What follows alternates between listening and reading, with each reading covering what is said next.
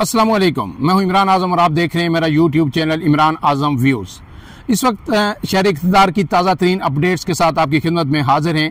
आज की जो सबसे बड़ी खबर है वो है कि वज़ीर आला खैबर पख्तूनख्वा अली अमीन गंडापुर की जो मावन खुसूसी थी मिशाल यूसुफजई, बड़ी मुतहर्रिक रहनुमा थी। इस वक्त PTI की तमाम कोर्ट्स में जो हेयरिंग्स होती थी, पेशियाँ होती थी PTI लीडरान की, खासकर बुशरा बीबी की, वो हर वक्त उनके साथ रहती थी।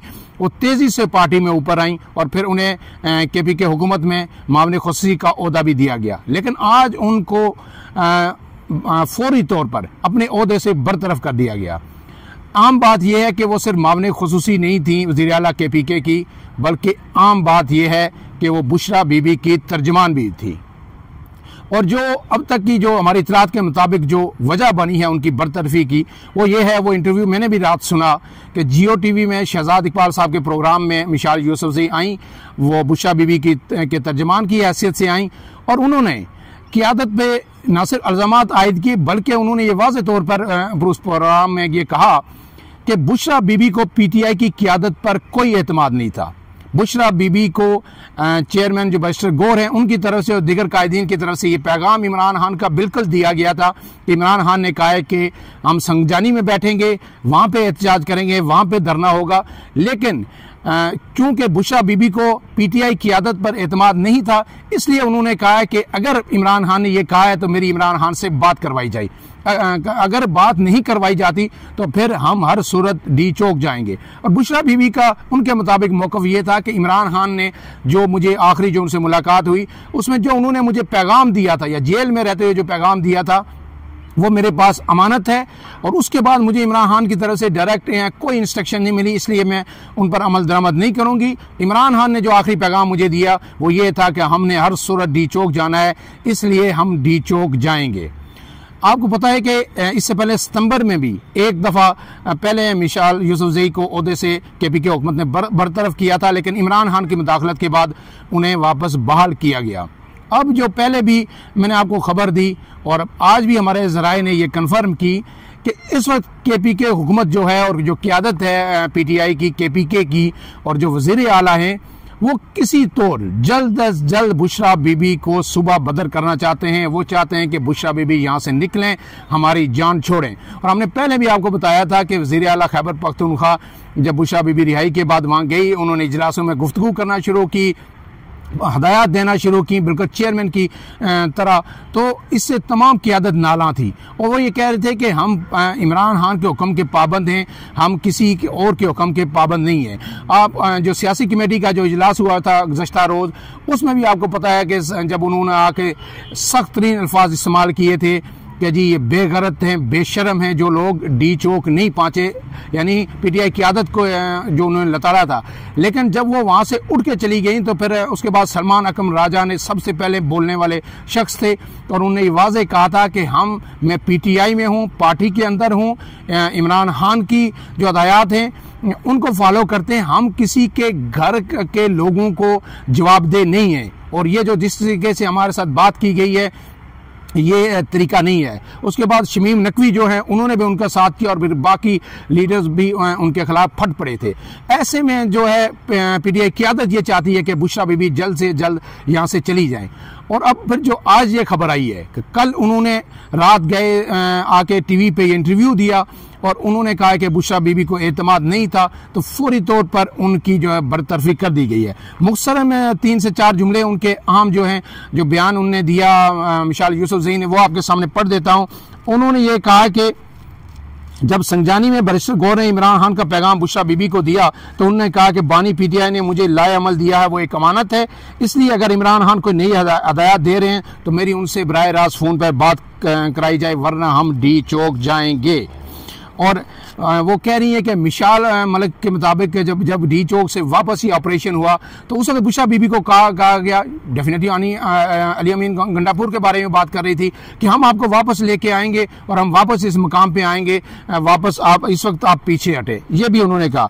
और तीसरी बात जो उन्होंने कही कि जो उनके एहतजाज में शिरकत के हवाले से पार्टी का जो नुक्ता नज़र था मुख्तलिफ था, यानी पार्टी ये कहना चाह रही थी कि या पार्टी का मौक़िफ़ था कि उन्हें इस एहतजाज में शिरकत नहीं करनी चाहिए थी, लेकिन बुशरा बीबी ने कहा कि मैं हर सूरत शिरकत करूँगी और इसको लीड करूँगी।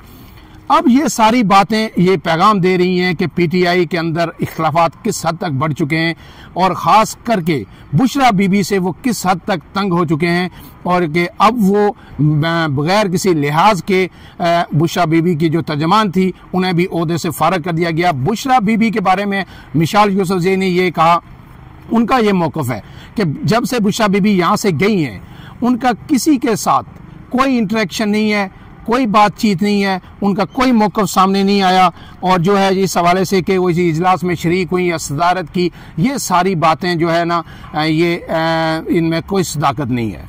अब इसके बाद जो पीटीआई के एक अहम रहनुमा से हमारी बात हुई तो हमने उनसे एक ही सवाल किया कि मुख्तसरन हमें ये बताएं कि ये बुशरा बीबी का किस्सा क्या है, क्यों अली अमीन उनको बिल्कुल बर्दाश्त नहीं कर रहे, पीटीआई क़यादत इस कदर नाला क्यों है उनसे, जबकि इमरान खान की एहलिया हैं, आपके लिए बड़ी मोहतरम है। तो उनका ये कहना था कि सरदार साहब मेरी बात आप सुने। उन्होंने कहा है कि आप पूरे जो पीछे का सिनेरियो है ये 4, 5, 6 साल का, आप उसको उठा के देख लें कि इसमें इमरान खान जहाँ जहाँ इस वक्त फंसे हुए हैं उसमें बुशरा बीबी का हिस्सा कितना है, आप ज़रा इसका तो तजिया करें। उन्होंने कहा कि आप शुरू करें इद्दत निकाह केस से।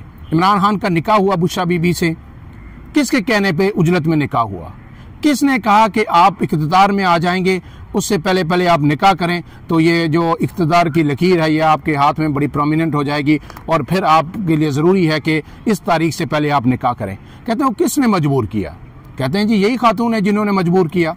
उसके बाद उन्होंने कहा है कि जनाब तोशाखाना के जो केस हम पे बने हुए हैं, तोशाखाना 1 है, तोशाखाना 2 है, क्या ये चीज़ें इमरान खान ने सब ली? ये तोशाखाना में जो अंगूठियां हैं, जो लॉकेट हैं, जो हार हैं, इस पे किसने मजबूर किया कि ये तोहफे आप लेके रखें? क्या इमरान खान ने कभी कोई पैसों की लालच की या उन्हें पैसों की कोई ज़रूरत थी? उन्होंने क्या इस केस में भी टोटल हाथ बुशरा बीबी का है। और तीसरा उन्होंने कहा कि अल कादर ट्रस्ट जो है ये किसका है, ये कौन मिलके ये जो सूफीज़म की यूनिवर्सिटी बना रहा था, जो ज़मीन खरीदी गई, जो मलक रियाज के साथ डील हुई।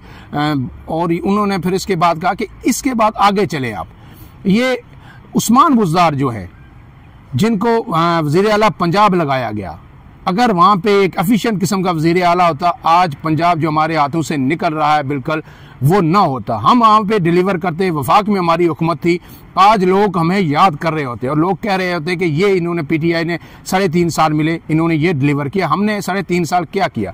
और पंजाब में उस्मान बुज़दार को किसने लगाया था, किसके कहने पे लगाया गया था, और फिर आज वो उस्मान बुज़दार कहाँ हैं? ये सवाल हम किससे पूछें? इमरान खान से पूछें या उससे पहले हम बुशरा बीबी से पूछें? और फिर उन्होंने कहा कि ये जो फरा गोगी थी ये कौन थी। एक और बात जो उन्होंने कही, उन्होंने कहा कि बिल्कुल ठीक है, अस्करी क़यादत की जानिब से, इस्टेब्लिशमेंट की जानिब से हमारे साथ इस वक्त संगीन ज़्यादतियाँ की जा रही हैं, बिल्कुल अना का मसला बना दिया गया है। लेकिन एक बात आप हमें ये बताएं कि ये सब किस्सा जो इमरान खान का तनाव था, इस वक्त के जो आर्मी चीफ हैं उनके साथ कहाँ से शुरू हुआ? उन्हें जो है वो ISI चीफ किसने लगाया? इमरान खान ने लगाया, अपनी मर्जी से लगाया। लेकिन जब उन्होंने कुछ बातें इमरान खान से की और उन्होंने कहा है कि पंजाब में जो कुछ हो रहा है, उस्मान बुज़दार और फरा गोगी गैंग जो कुछ कर रहे हैं, इसका खुरा आपके घर तक भी जाता है और आपके घर से ये आशीर्वाद हासिल है, तो उसके बाद इमरान खान को मजबूर किया गया कि वो ISI चीफ को तब्दील करें। तो उन्होंने कहा ये पूरी एक चार्ज शीट है जो बुशरा बीबी के खिलाफ है, और ये एक एक बात, बाहर तो बात हम नहीं करते, मीडिया में आके हम इस तरह बात नहीं करते, लेकिन पीटीआई के एक एक लीडर को, एक एक कारकुन को ये पता है और वो समझता है कि आज जो इमरान खान के खिलाफ केसेस हैं और जिस मुश्किल सूरत से पार्टी 2-4 है, उसकी बड़ी जिम्मेदार बुशरा बीबी है। और फिर अब जो सूरत हाल हुई, जब हम उन्हें बार बार मना कर रहे थे, जो हमें इतना बड़ा सेटबैक हुआ कि इससे अब हमें समझ नहीं आती कि हम संभलें कैसे और क्या हमारा फ्यूचर होगा। और इमरान खान की जो रिहाई हमें नज़र आ रही थी कि चंद दिनों की बात है और संगजानी में हम बैठ जाते, हम वहाँ पे प्रेशर बिल्डअप करते, मुज़ाकरात होते, तो कुछ गिव एंड टेक हो जाता। अगर इमरान खान ना भी रिहा होते तो कम से कम हमारी कारकुनान रिहा हो जाते, और यही हमारे लिए बहुत बड़ा था। कि कारकुनान हमारे कहते हैं कि हमारी पार्टी ने जेलों में खुद रही, लेकिन पहले हमें रिहा किया, हमारी रिहाई होने के बाद वो जेलों से बाहर आए, तो हमारी पार्टी को एक नया बूस्ट मिलता। तो ये भी अब भी बुशरा बीबी की हमाकत से, उनकी गलती से, उनकी हठधर्मी से हमें यह नाकाबिल तलाफी नुकसान पहुंचा। अब इस सब में आखिरी बात जो आपसे करनी है कि पार्लिमानी पार्टी का इजलास हुआ है KPK में, वज़ीर आला की सरबराही में, उसमें तमाम पार्लिमानी लीडर मौजूद थे, उन्होंने कई सवालात उठाए, लेकिन PTI ने जो एक उसका लुब्बे लबाब है, उनने ये ऐलान किया है कि हम एक मरतबा फिर डी चौक जाएंगे। और ये कोई मत समझे, जिस तरह मैंने आपको पिछले व्लॉग में भी कहा था कि PTI चुप करके नहीं बैठेगी, उन्होंने कहा है कि हम डी चौक जाएंगे और हर सूरत जाएंगे और अपने लीडर को रिहा करवाएंगे। एहतजाज का यह सिलसिला जारी रहेगा। लेकिन इसमें अली अमीन गंडापुर ने एक बात की, उन्होंने कहा है कि हमें बहुत ही अफसोस है, हमें सबसे ज्यादा दुख इस बात का है कि आर्टिकल 245 इन्वोक किया गया इस्लामाबाद में, और फिर वहां पे फौज को तलब किया गया, और फिर उन्होंने कहा कि सिक्योरिटी फोर्सेज के जरिए हमारे लोगों पे गोलियां बरसाई गई, हमारे लोगों को मारा गया। इसके साथ जो ही कोई मजीद अपडेट्स होंगी हम आपके साथ फिर इंशाल्लाह शेयर करेंगे और अपना मौक़िफ़ भी आपके सामने रखेंगे। अपने मेज़बान इमरान आज़म को इजाज़त दीजिए। अल्लाह हाफ़िज़।